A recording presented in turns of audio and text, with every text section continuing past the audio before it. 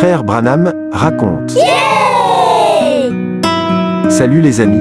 Aujourd'hui je vais partager avec vous une histoire intitulée Le regard qui compte. Yeah! Il était une fois, dans un petit village niché entre les collines, un jeune musicien passionné. Dès son plus jeune âge, il avait ressenti un amour profond pour la musique. Mais ce n'était pas un simple passe-temps pour lui. Non, il voulait en comprendre chaque secret, chaque nuance.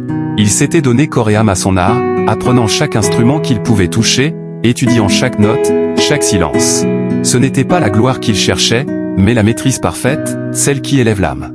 Un jour, une grande nouvelle parcourut la ville, un concert exceptionnel allait être organisé dans la plus grande salle de la région. Les plus grands musiciens viendraient y jouer, et parmi eux, le jeune homme avait été invité à se produire.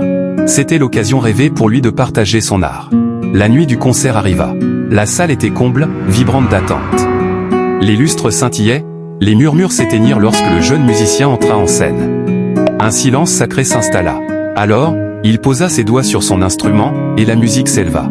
Douce, puissante, profonde. Chaque note semblait toucher les cœurs, effleurer les âmes. Le temps paraissait suspendu. Lorsqu'il joua la dernière note, un silence émerveillé plana un instant, puis la salle explosa en applaudissements. Mais le jeune musicien restait là, immobile.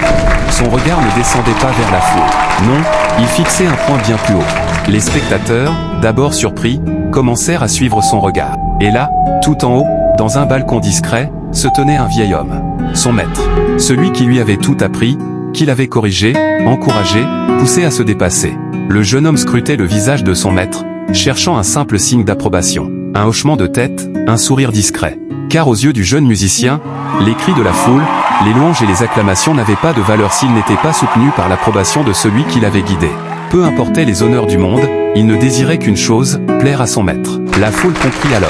Les applaudissements se firent plus calmes, empreints d'un respect nouveau. Et voici la leçon que nous devons en tirer.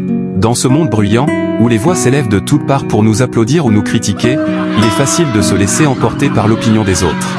Mais tout cela est passager. Ce qui compte vraiment, c'est le regard de notre Maître Céleste. Comme ce jeune musicien, nous devons lever les yeux vers Dieu, notre guide, et chercher à lui plaire avant tout. Les louanges des hommes s'éteignent, mais la satisfaction du Seigneur est éternelle. Cherchez premièrement le royaume de Dieu et sa justice, et tout cela vous sera donné par-dessus. Matthieu 6:33.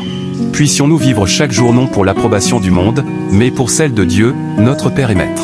Que Dieu vous bénisse.